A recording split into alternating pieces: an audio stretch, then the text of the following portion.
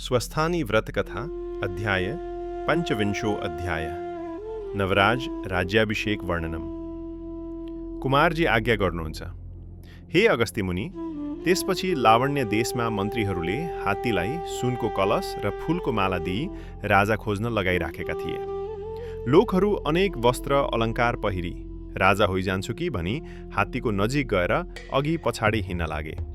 नवराज पनि पुगेर एउटा पाटीमा बसी हेरिरहे। हात्तीमा हरिहर प्रवेश गरी नवराज ब्राह्मणका नजिक गई गलामा माला पहिराई कलशले अभिषेक गरिदियो।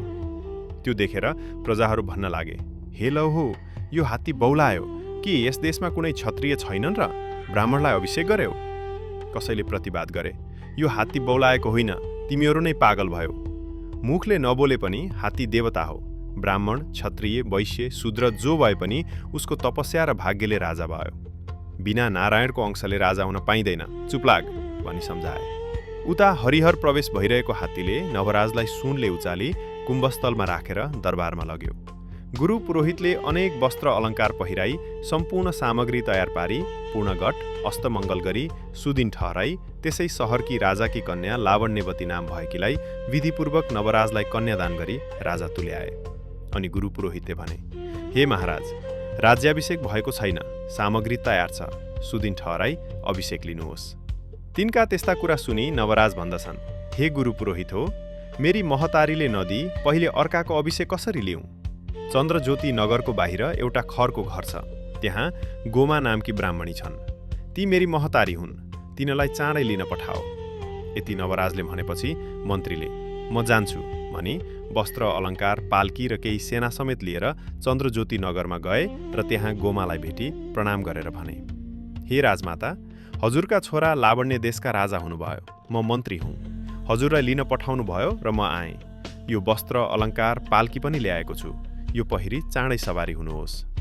मन्त्रीले यति भनेको सुनि गोमाले मनमा आनन्द मानी वस्त्र अलङ्कार पहिरी पाल्कीमा बसेर लावण्य देश हिँडिन्।